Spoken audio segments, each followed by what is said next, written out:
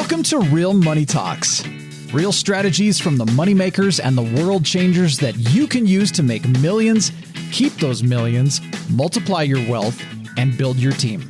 Here's your host, author of 5 New York Times bestsellers, money expert on Dr. Phil, CNN, CNBC, The Street TV, Fox News, and The View, Laurel Langmeyer. Hi, this is Laurel. Welcome back to Laurel's Real Money Talks, a podcast where we're talking about how to make money, how to keep money, how to invest it, and how to do it with a team and who needs to be on your team, as we call it, integrated wealth systems. And it requires quite a team to become a millionaire and put a wealth plan together. Today, I actually have one of our clients who's on the rise, and you're going to be hearing more and more about her. Tania Vasallo is with me, and she's going to talk about the courage to be happy. I'm going to actually have her dig a little into the courage to set goals, which, and actually acquire goals, which, makes a lot of people in our community happy. And again, Tania, we have folks from all over the world. So welcome to Laurel's Real Money Talks. Thank you. Thanks for having me, Laurel. I really appreciate it. I'm excited. So tell us a little bit about your story. Let's start with introducing you to our community.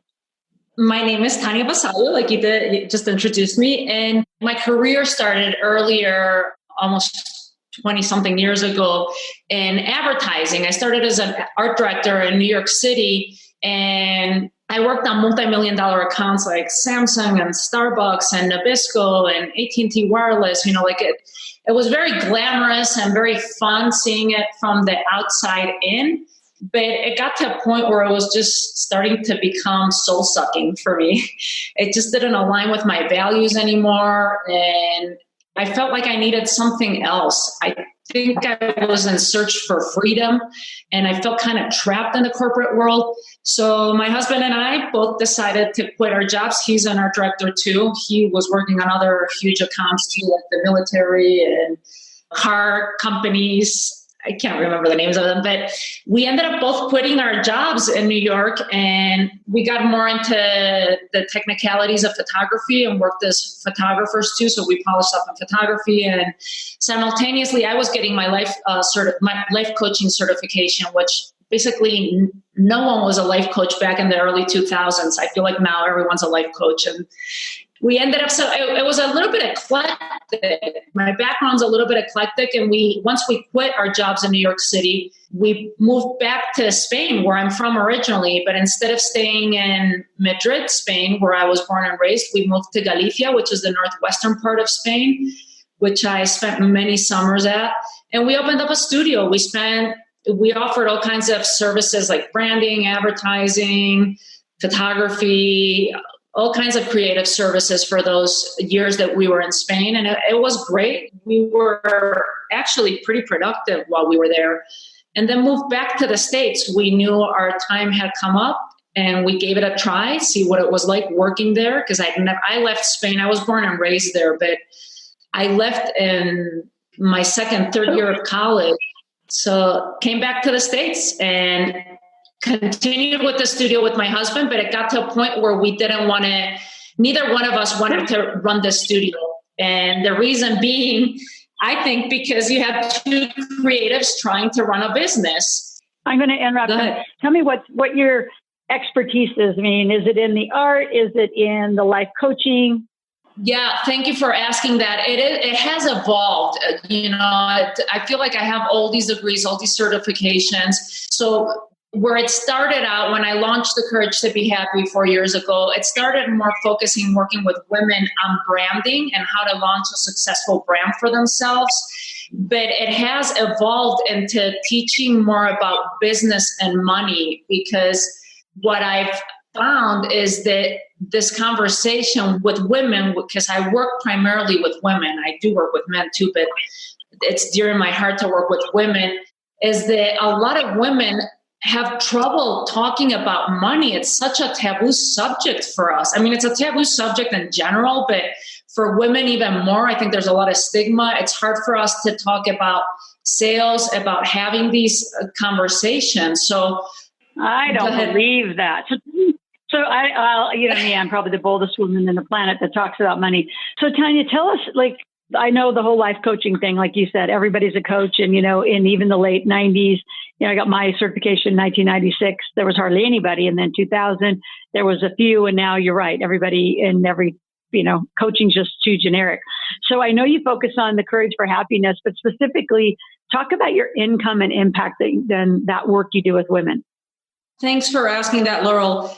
Increase your income and impact. A lot of people come to me because they come to my events and they get to experience, because what I've come to realize in these years working with women is that a lot of them have this vision, want to start a business, and they go out there and want to have an incredible impact in the world. They want to leave a legacy with their business, but it's hard for them to ask for money. They don't know what are the right systems, the right strategies to build this business. So I'm a big believer that it's great to want to have an impact, but you also have to learn how to make money, because the more money you make, the bigger the impact you can create, if that makes sense.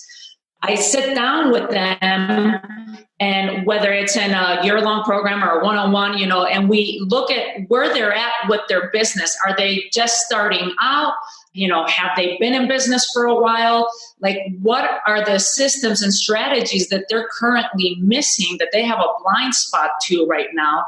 Because that's another thing too. I encounter a lot of women that are wanting to just figure it out on their own. And I'm not saying that we can't figure it out on our own. I tried to figure it out on my own when I was running the studio with my husband, but it really was like the feast and famine. One month was great and the other month was a disaster. We had to pull out from savings. Like, there wasn't a consistent income.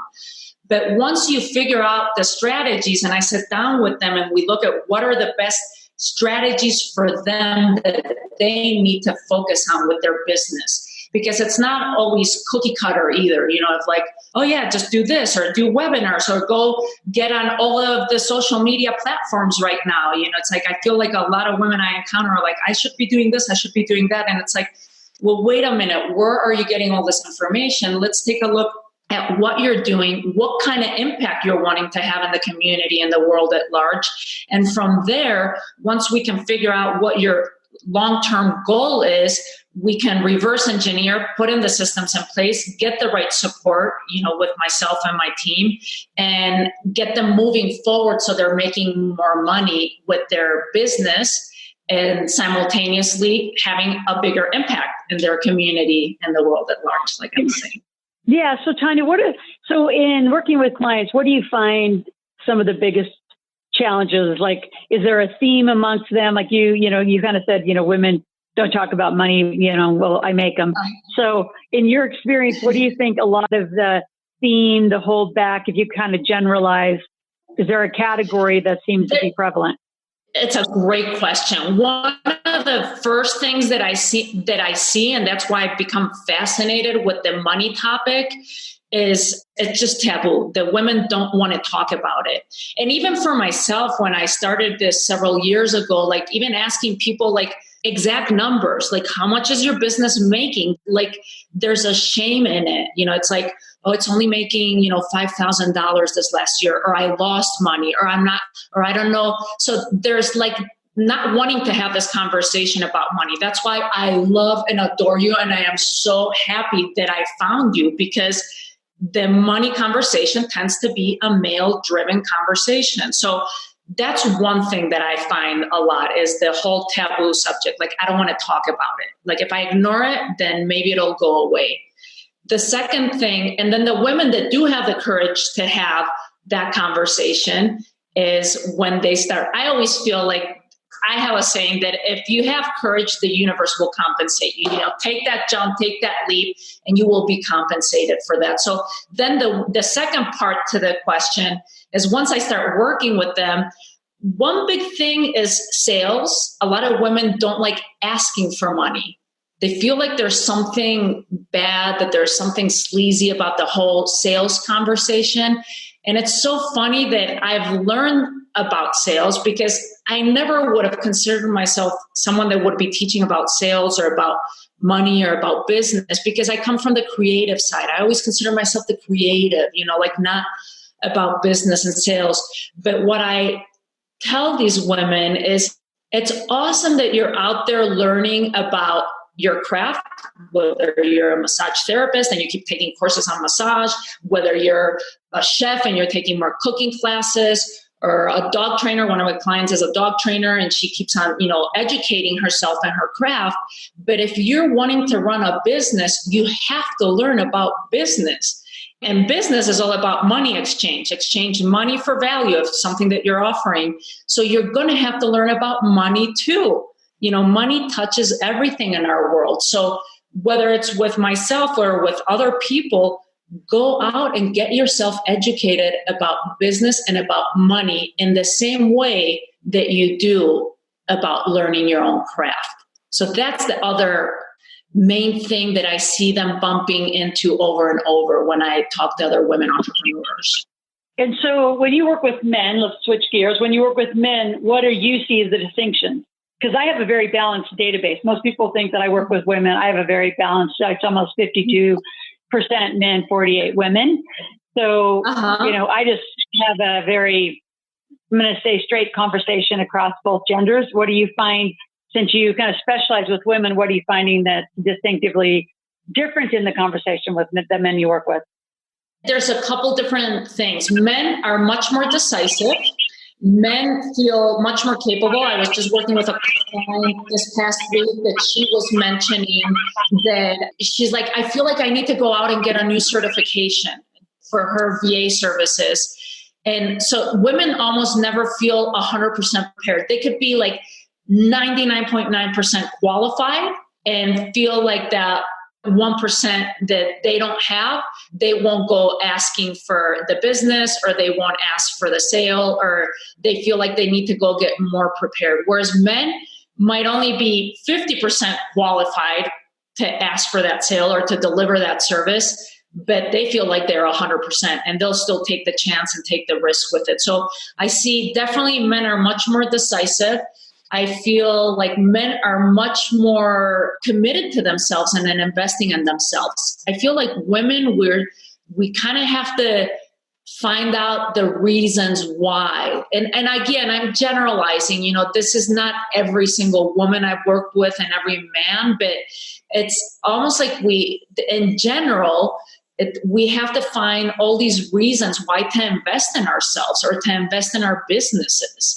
And if not, what the women tend to do is take on everything themselves instead of getting support within the business. Like, oh no, I'll create my webpage instead of hiring someone to do it. Oh no, I'll record my own videos instead of hiring someone else, or I'll write my copy. And it's cool that you can do all those things, but it's not effective. You have to start learning to delegate and to grow and to trust yourself and invest in yourself. Whereas men, I don't think, struggle with this as much. They're much more decisive and they just go ahead and do what they have to do for themselves in the business. Those are the main things that I see different between women and men that I've worked with. So talk about courage. You had mentioned, once someone, I'm going to say takes an act of courage, the universe delivers. Speak to that a little bit. Yeah, the whole name of the Courage to Be Happy, it came about because when I started my life coaching in the early 2000s, one of my closest friends hired me as a life coach. And we worked together for 6 months, almost a year. She had tremendous results. Within the first year, she made more money in 1 year than she'd made in the previous year. She totally shifted careers. By the end of the year, she's like, I want to meet the man of my life. I'm tired of the dating scene here in New York City. So we put a plan together for that too. That's where I'm saying that things start shifting sometimes between business and life and personal. And we put that together and she found the man of her life. And then fast forward 4 years later, right after their wedding, she got diagnosed with ALS.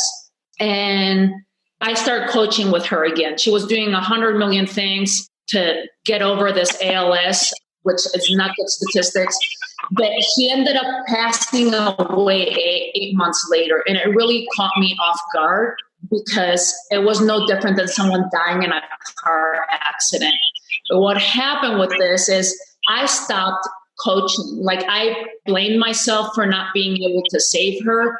I blamed myself for not, as a coach, back in the day, you know, they teach you not to just hear what the client's saying, but what they're not saying underneath.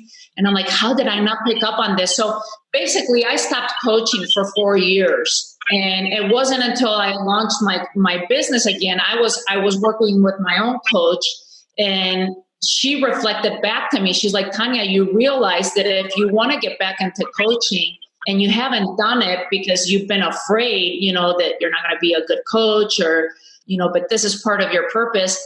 Think about all the people that you've left behind in these last 4 years that you could have helped with their business, that you could have helped save their marriages, that, you know, whatever it is. And that's such an eye-opening to me that it put things into perspective. I was like, I need to jump in. I am playing so small right now just because I'm playing safe.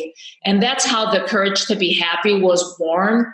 And those illustrations come from when I lost my friend. I was drawing, you know, I'd come up with therapy sessions, and it was my way of releasing. Besides journaling, I'd draw these stick figure drawings, and it's what pushed me forward. So it's something that I bring up to people. I'm like, whatever your dreams are, whatever it is that you're wanting to do, whatever's scaring you, but it's still part of your dream, you need to jump in.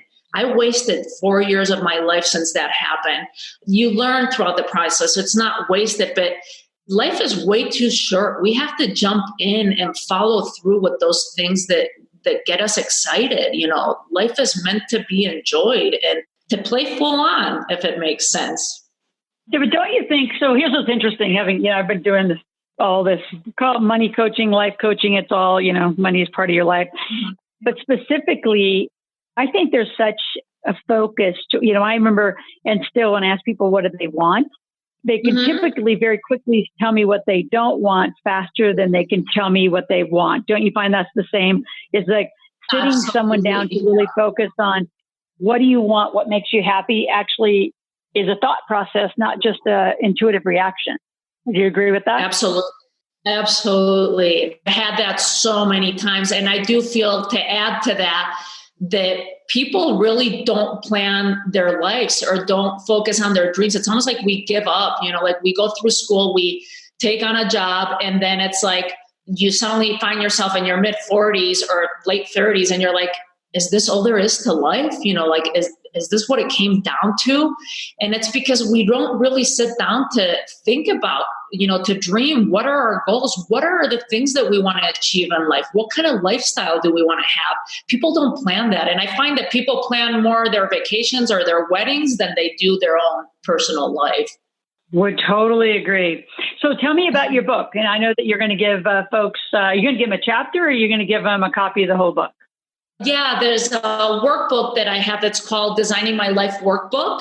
It starts out with a little bit of what I talk. A lot of life coaches use this, and you know, when they're doing life coaching, but I like integrating it with other things. Is taking a look at where you're at in your life, in your career, everywhere, you know, with your finances, with your health. You know, what is it that you want to start shifting? Where are you focusing on right now that needs to start changing? And that's what the Designing My Life Workbook is about. It says it in, you know, in the name. So they'll be able to go through it and go through the exercises, like you're saying, to give it a little bit of thought. Instead of thinking of all the things that you don't want in your life, let's start teasing a little bit the idea and the thought of what is it that you want? What do you want in every area of your life? That's awesome. And don't you find that when people journal, are you a fan of journaling? I mean, I was in The Secret, yes. So journaling and vision board, and, you know, I'm not obsessed with it, but I think it does help people create a theme when they're having a hard time with it. You encourage people to do that as well as they're going through your book, just to keep kind of a side journal. Yes. Journaling is I personally love it. It's a fantastic tool. I discovered, I think I've been journaling since high school, but I became more familiar with it with Julia Cameron, with the artist way. She calls it morning pages. Yep. And I've been doing this on and off since the early 90s. So it's been amazing. I think journaling helps you tap into deeper parts of ourselves, of those dreams and even our intuition, you know, of like problem solving too. It's like, what do I want next? So yeah, I'm a big proponent of journaling. I do love that. So those of you that are out listening, again, you can go to Ask Laurel, ASKLORAL, asklaurel.com at any point. You will have a direction right off our integrated wealth systems to our podcast, to our show notes, to our transcripts. And if you want to ask any question or make a request to talk to Tania or any of our guests that are on our podcast, myself directly, go to asklaurel.com, put in your name, phone number, email, ask a question, make a request, and we will be right back to you.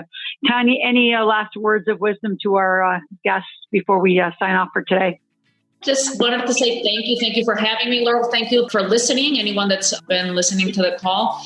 And just keep on dreaming and choose courage over comfort. Awesome. Well, I appreciate you being on, and we'll look forward to hearing more from you as our time goes on together, and look forward to actually coaching you and being your mentor. Those of you, again, out listening, if you've enjoyed our podcast, pass it on to others that enjoy this conversation and need this conversation about money in their life.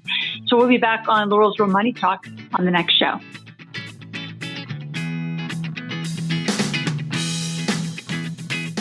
Thanks for listening to the Real Money Talks podcast.